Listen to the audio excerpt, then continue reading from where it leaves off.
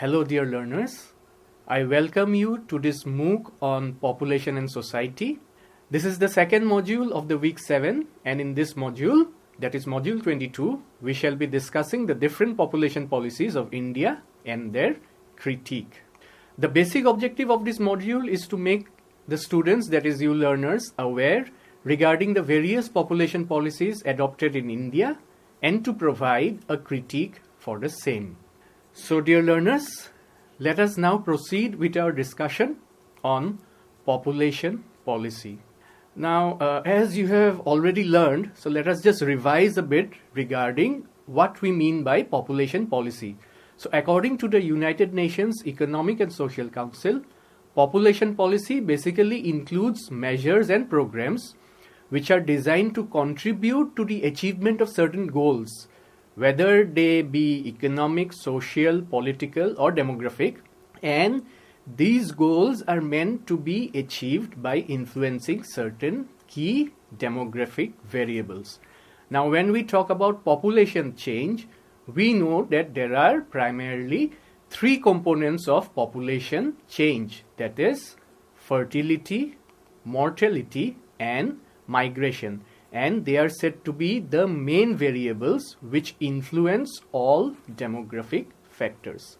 Thus, when we talk about a population policy can either be mortality influencing, which aims at reducing mortality, migration influencing, and fertility influencing, that is, it may be pronatalist and antinatalist.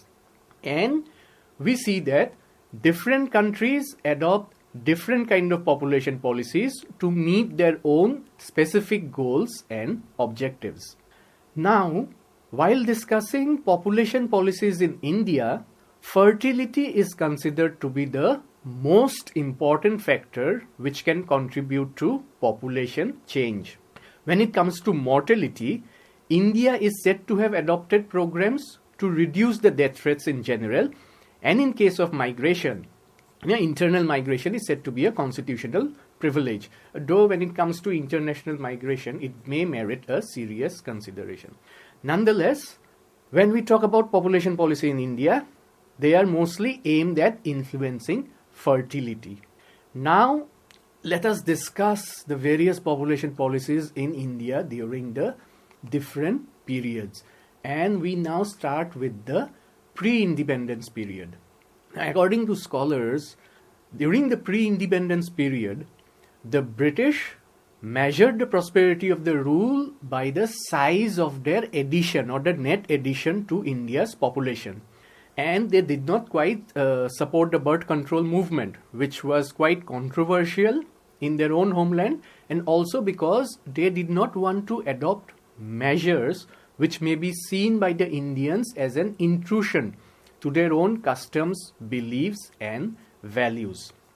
Nonetheless, some developments did take place in India during this period.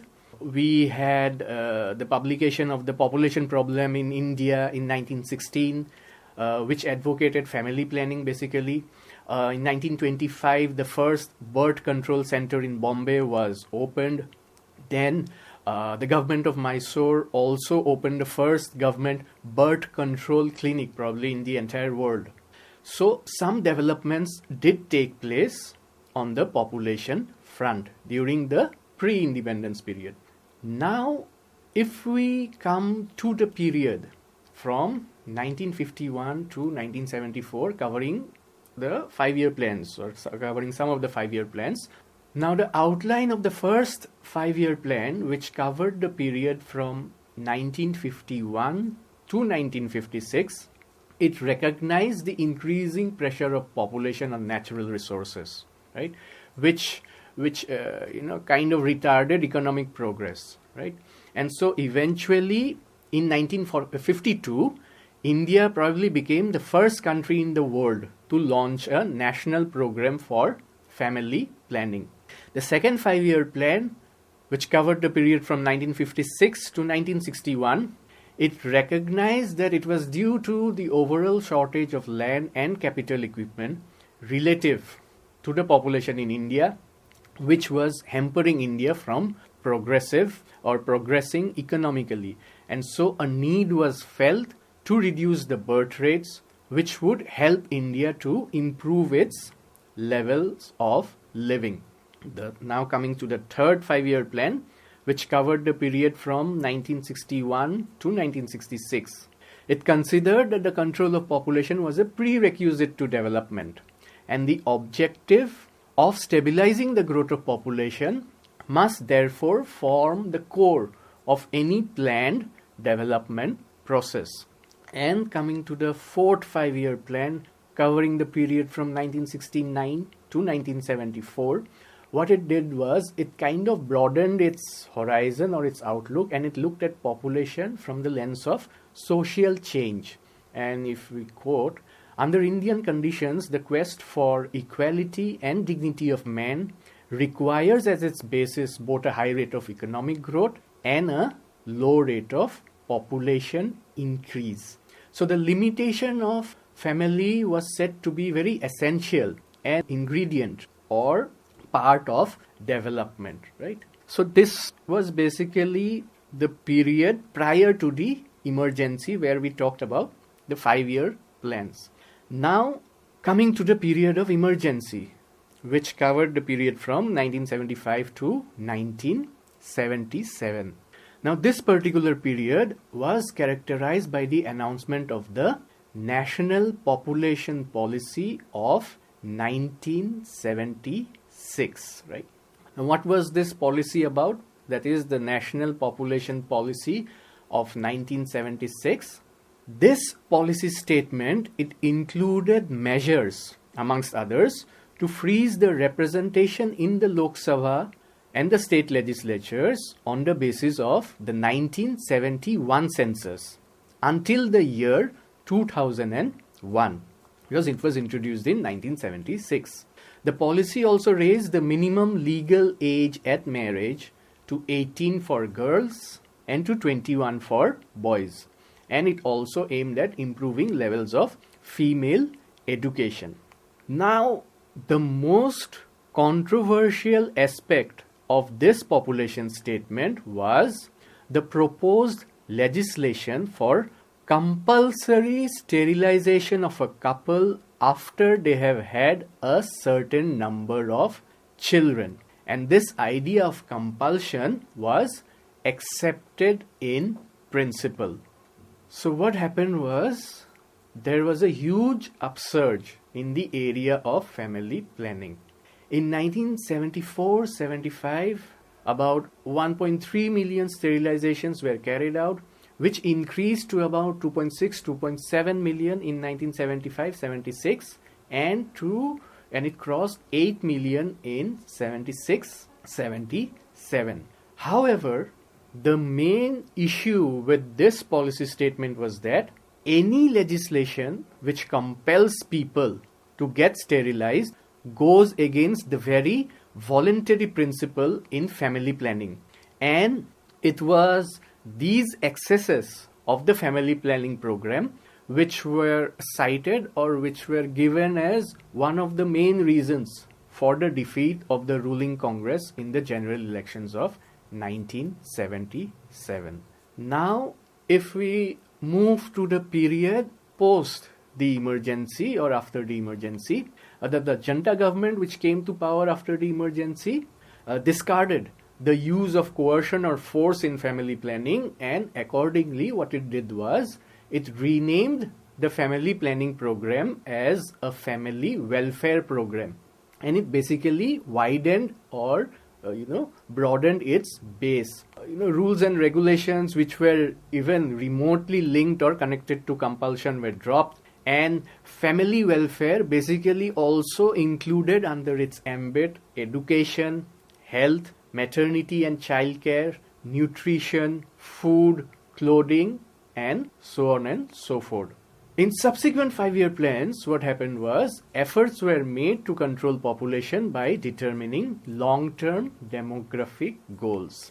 And eventually, or accordingly, in 1993, the government set up an expert group under the chairmanship of M.S. Swaminathan, which formulated a national population policy which eventually came into being in the year 2000. Now, the immediate objective of the national population policy of the year 2000 was to address the unmet needs for contraception, healthcare infrastructure, and health personnel. Medium-term objective was to reduce the total fertility rate to replacement levels by 2010. That is, replacement levels would be 2.1 children per woman. And the long-term objective was to achieve a stable population by the year 2045. And this is supposed to be at a level which is consistent with the requirements of sustainable economic growth, social development, and environmental protection. Now, some of the salient features of the National Population Policy of 2000 also included lowering of the infant mortality rate or IMR to under 30 per 1,000 live births, to reduce the maternal mortality rate or MMR to less than 100 per 100,000 live births, to achieve widespread immunization of all infants, and to achieve 100% qualified institutional deliveries, so on and so forth. Now, how was this population policy, that is the population policy of 2000, significantly different from the national population policy of 1976? So it was significantly different from the previous policy of 1976 in the sense that it relied on voluntary decision making on the part of the individual rather than on coercion, which was enforced by the government in the previous population policy, that is in the population policy of 1976. This population policy of 2000, it basically relied or emphasized on voluntary decision making on the part of the individual. Now, this population policy also, what it did was, it recommends freezing the current number of seats in the Lok Sabha for another 25 years, so as to avoid penalizing states that may have complied with the previous population policies. Hence, if we talk about the Lok Sabha would not have more than 553 elected seats till the year 2026, and the number of Lok Sabha seats of each state would remain the same as it is at present. That is, the national policy of 1976 freeze the seats till 2001. What the national population policy of the year 2000 did was, it extended it for another 25 years. That is, the freezing was extended till 2026. Now, coming to the critique of the population policies.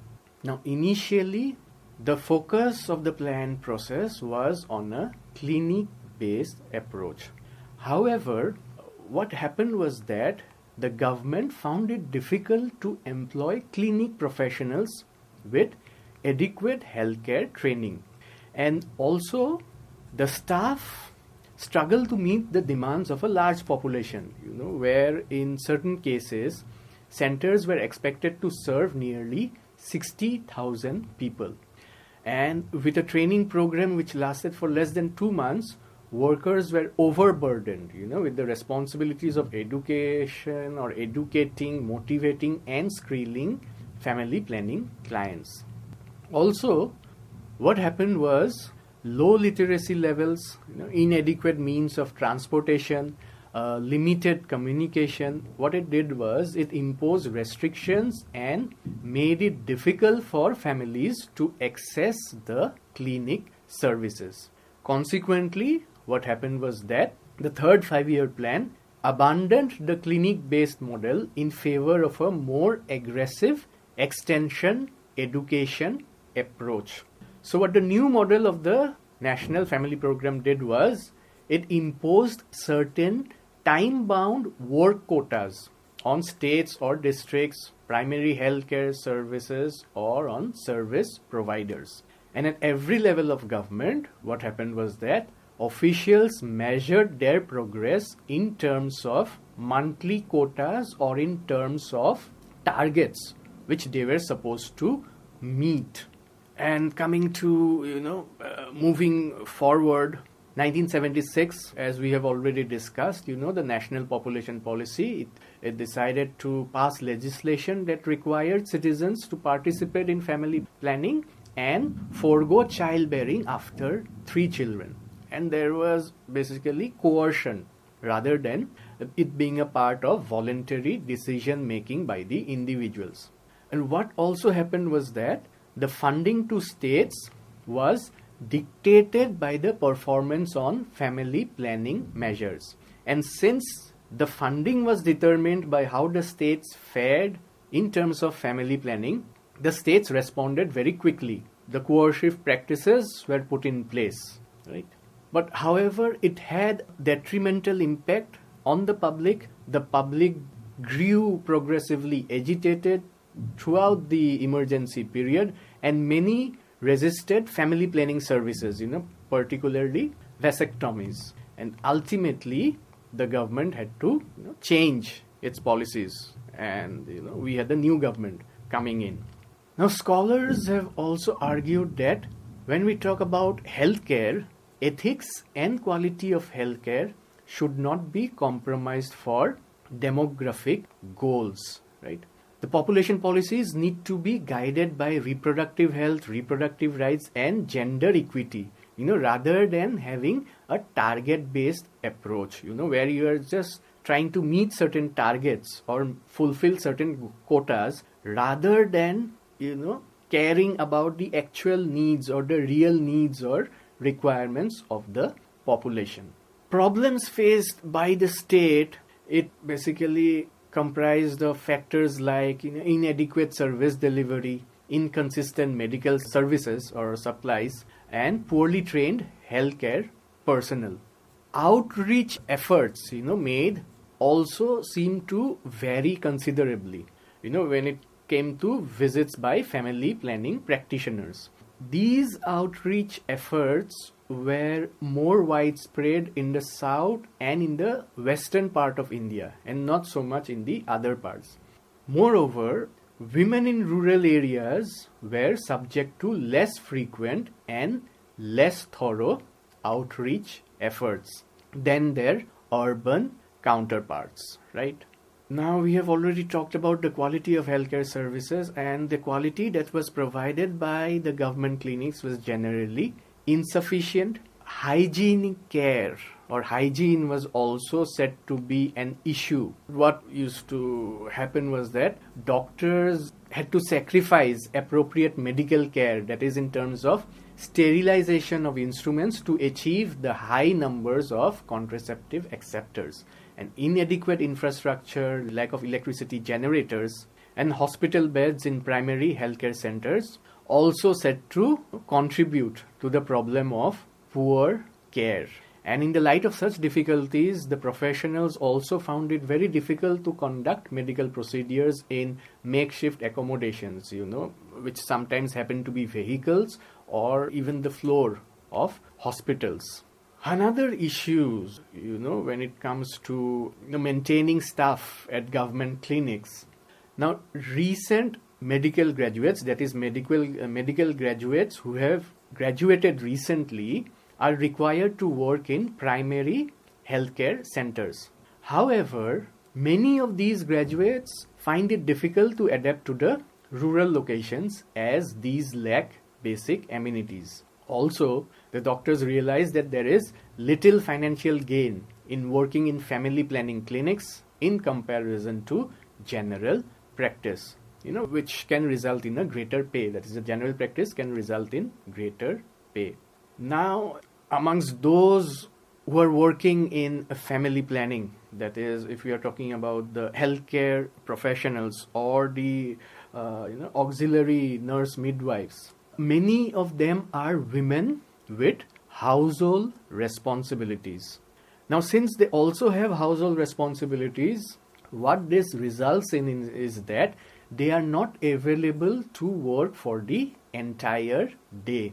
And the problem also tends to get magnified by limited and unreliable transportation. So what we see or what we find is that if the population policies are to be implemented properly, what the governments need to do is the governments need to give importance to reproductive health at every level.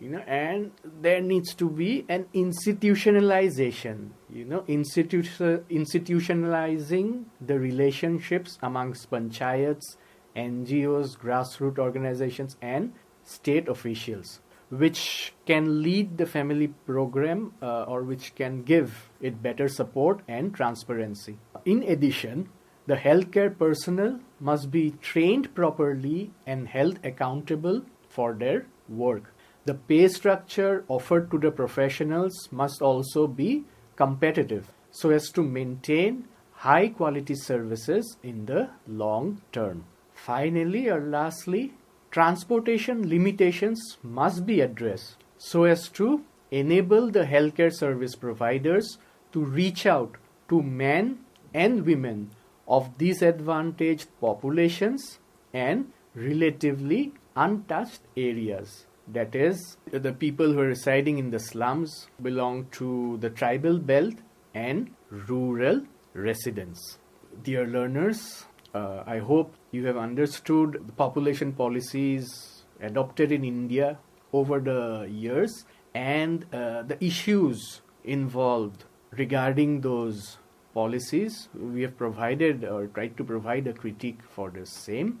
So this brings us to the end of this module on population policy. The next module would be module 23, and there you will be made aware about family and reproductive health policy in India.